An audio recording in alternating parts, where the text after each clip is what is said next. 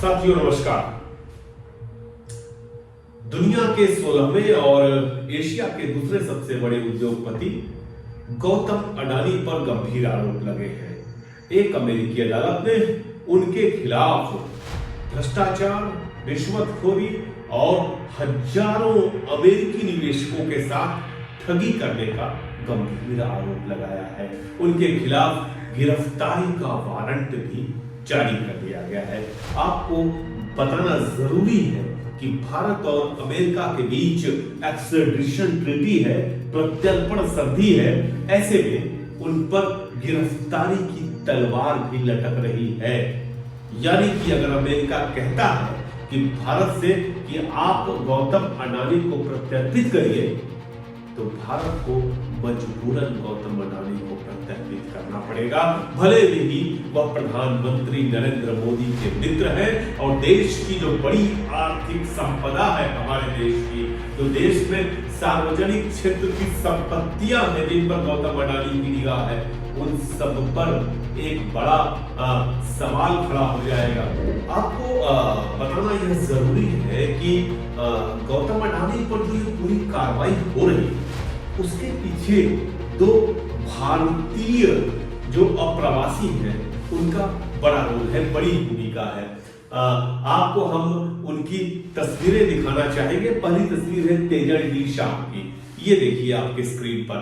Tejal D Shah जो है American security and exchange commission की एसोसिएट डायरेक्टर है। इनके सुपरविजन में ही पूरी जांच जो है ये चल रही है। और यह दूसरा चेहरा ये बड़ा महत्वपूर्ण है। बहुत पढ़े लिखे और American security and exchange commission के चेयरमैन संजय वाधवा जी है। संजय वाधवा जी ने अभी थोड़ी देर पहले एक प्रेस रिलीज में बहुत कड़ी चेतावनी भी दी। साथ में यह भी कहा है कि हमारा पूरा प्रयास होगा कि इस बड़े घोटाले के पीछे जो लोग भी हैं सबका चेहरा सामने आए। आपको बताएं कि इस मामले में अब तक 8 लोगों के खिलाफ, जो कि अडानी ग्रीन और एक अन्य कंपनी है अजूरे पावर, उसके बारे में हम आगे बताएंगे, इन दोनों के अधिकारियों के खिलाफ एफआईआर किया जा चुका है। सिर्फ इतना ही नहीं कि केवल एफआईआर किया गया है, बल्कि अन्य तमाम तरह के प्रतिबंध भी लगाए जा रहे हैं। जैसे स्थायी निषेधाज्ञा की डिमांड की गई है, मतलब इनको किसी भी कीमत पर अमेरिका में प्रवेश न करने दिया जाए। इसके अलावा जो इनकी कंपनियां हैं जो न्यूयॉर्क स्टॉक एक्सचेंज में रजिस्टर्ड है, उनका रजिस्ट्रेशन भी हटाया जा सकता है और इनकी कंपनियों को कारोबार से रोकने की बात भी हो रही है। अब हम आते हैं कि दरअसल यह पूरा मामला है क्या। क्योंकि जो हिंदुस्तान के हमारे अखबार है, प्रिंट मीडिया है, टेलीविजन है, वह अडानी का जब बयान आया, इस पर अपना सफाई आई, वो तो दिखाने लगा, लेकिन इस पूरे मामले पर कायदे से इन्वेस्टिगेशन करने और उसकी सही रिपोर्टिंग करना, वो तो मैंने किसी भी चैनल में, किसी भी अखबार में नहीं देखा। ये एक विडंबना है। दरअसल हुआ क्या? हुआ ये कि अडानी की एक कंपनी है अडानी ग्रीन और एक कंपनी है अजूरे पावर। अजूरे पावर जो है वो इसके मालिक थे इंद्रजीत वाधवा, बहुत ही बड़े बिजनेसमैन, जिनकी एक संकल्पना थी कि हम देश में सोलर पावर जो है तमाम जगहों पर फैला दे, पूरे देश में सोलर पावर को फैलाने का बड़ा श्रेय अजूरे पावर को जाता है।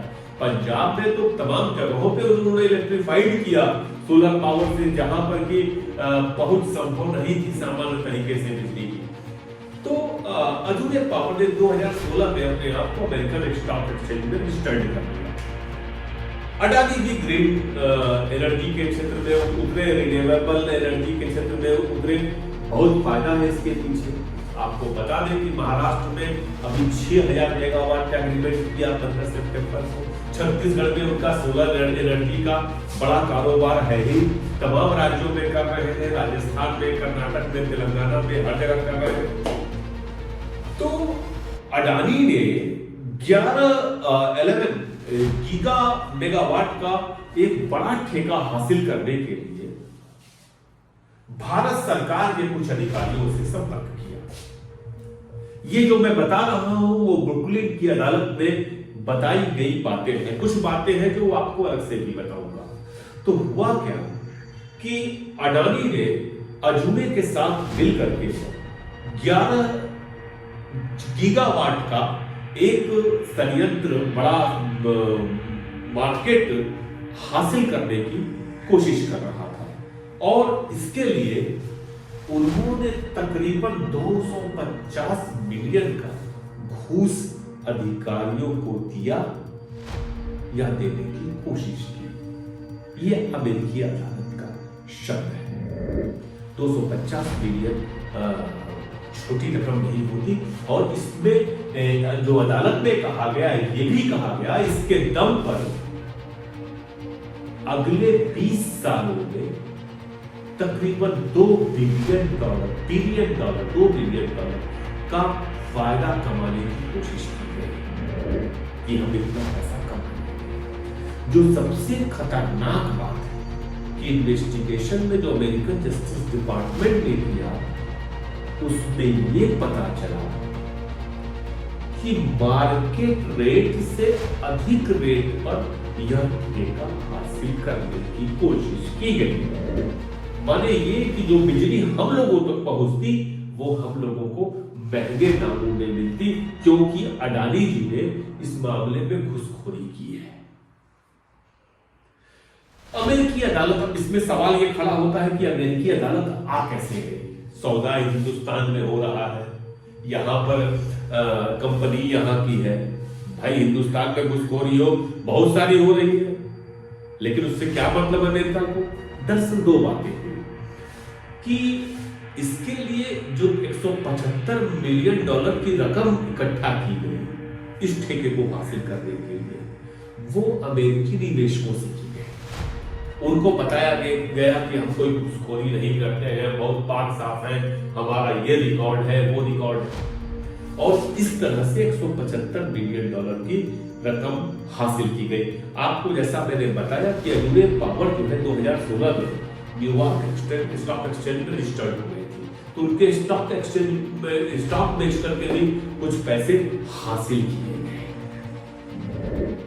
इसलिए अमेरिकी अदालत को इसमें हस्तक्षेप करना।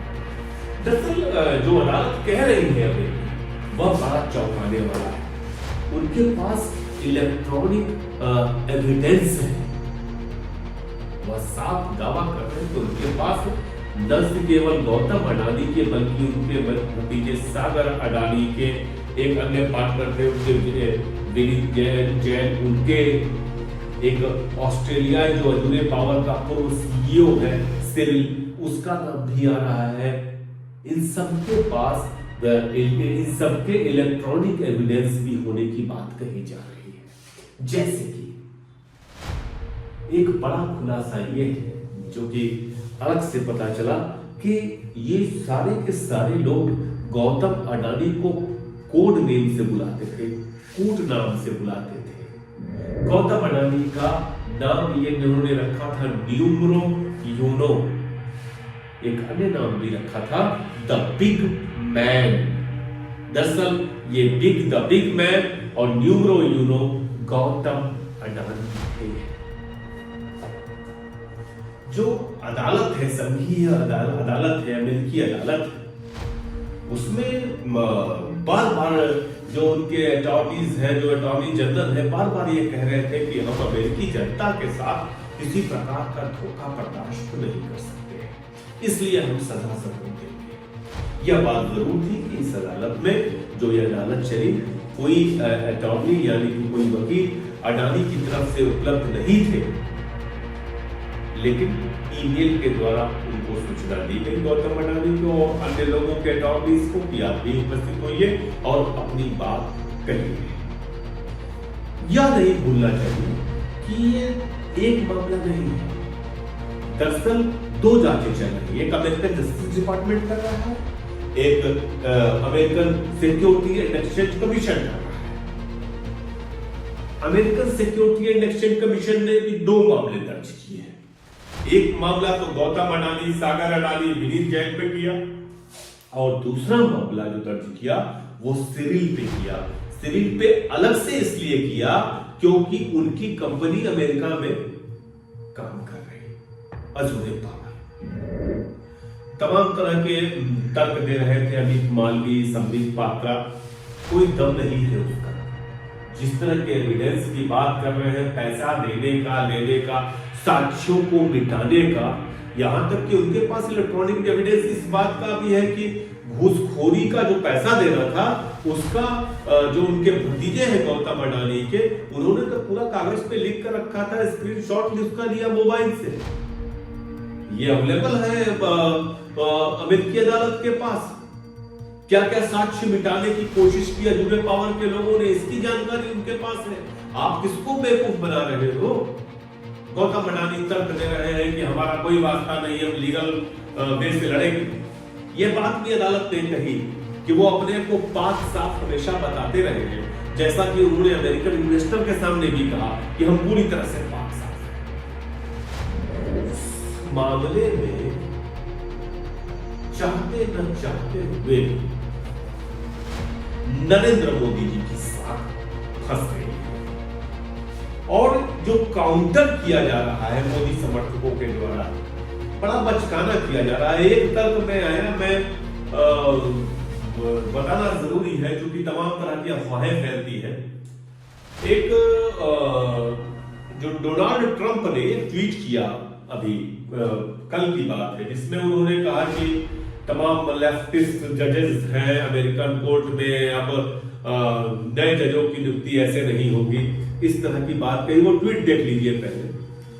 दरअसल इस ट्वीट को दिलीप मंडल ने भी फिर रीट्वीट किया और तमाम लोगों ने किया, ये दिखाने के लिए कि ट्रंप अपने अमेरिकी अदालतें जो है वो वाम पंथियों की तरह काम कर रही है, वाम मार्गी है। दरअसल आपको बताना चाहूंगा, स्पष्ट करना चाहूंगा, ट्रंप का बयान जो आया है वो कोई अडानी पर कार्रवाई को लेकर के नहीं आया। ट्रंप का यह बयान 26 तारीख को, इस 26 नवंबर को अमेरिकी अदालत में होने जा रही उस सुनवाई से संबंधित है, जिसमें ट्रंप पर कैपिटल पर हमला और एक सेक्स स्कैंडल में इन्वॉल्व होने पर सजा सुनाए जाने के आसार हैं। जबकि ट्रंप के जो वकील हैं वो अमेरिकी अदालतों से लगातार कह रहे हैं, क्योंकि अब वो प्रेसिडेंट चुन लिए गए हैं तो 2029 तक उन पर जो उनके आरोप पत्र पर जो सुनवाई है, जो सजा का ऐलान करना है, उसको 2029 तक स्थगित करिए। लेकिन अदालतें इसके लिए तैयार हैं। इसका अडानी से या भारत के इशू से कोई लेना देना नहीं है। और यह मत भूलिए कि अगर ट्रंप शपथ अब जैसा कि लेंगे तो ट्रंप के प्रेसिडेंट बनने से इस तरह के भारत और अमेरिका के संबंधों पर कोई असर पड़ेगा, इसकी कल्पना दूर दूर तक मत करिए। और सबसे बड़ी बात, ट्रंप जब अमेरिका फर्स्ट की बात करते हैं तो उसका मतलब अमेरिकी निवेशकों से होता है। उन्होंने साफ कहा है, वो बहुत बड़ा पहले आरोप लगा चुके थे पिछले कार्यकाल में कि भारत बड़े पैमाने पर टैक्स चोरी करता है और भारत में जो व्यापारी है यहाँ के, वो हम लोगों के अमेरिकी अर्थव्यवस्था को बिगाड़ रहे हैं। वो क्यों अडानी का साथ देने जाएगा? कुल मिलाकर के अडानी बुरी तरह से फंस गए हैं। आज उनको तकरीबन $20 मिलियन का नुकसान हुआ है। उनके तमाम स्टॉक 20 से 25% तक घट गए और जो स्थिति दिख रही है उसमें तत्काल संभलेगा इसकी संभावना नहीं लगती है। उनकी परिसंपत्तियां लगातार घटते जा रही है। आपको पता हो कि हिंडनबर्ग की रिपोर्ट आने से पहले तकरीबन $235 बिलियन की प्रॉपर्टी थी उनके पास, जो कि घट करके $148 बिलियन हो गई। अब तो और घट रही है, न जाने कितना घटेगी, कितना धरातल में जाएगी। कुल मिलाकर के यह स्थिति हम हिंदुस्तानियों के लिए शर्मिंदा करने वाली है कि एक हिंदुस्तानी उद्योगपति इस तरह का कार्य कर रहा है। अमेरिकी अदालत कांग्रेस पार्टी नहीं है। जिस तरह से मैं बड़ा अजीब लगता है कि जब अमेरिकी अदालत ने सजा सुनाई तो भारतीय जनता पार्टी कांग्रेस पर पिल पड़ी। कहते भाई कांग्रेस क्या करे? कांग्रेस के कहने से कोई अमेरिकी अदालत ने सजा सुनाई है क्या? राहुल गांधी ने जो बयान दिया है आज प्रेस कॉन्फ्रेंस में, बहुत ठीक दिया है। और ये जरूरी कि जब तक और कोई उद्योगपति होता, कोई व्यक्ति होता, तो अब तक गिरफ्तारी हो गई होती। क्यों कर नहीं होना चाहिए अडानी गिरफ्तार? मिलते हैं फिर, नमस्कार।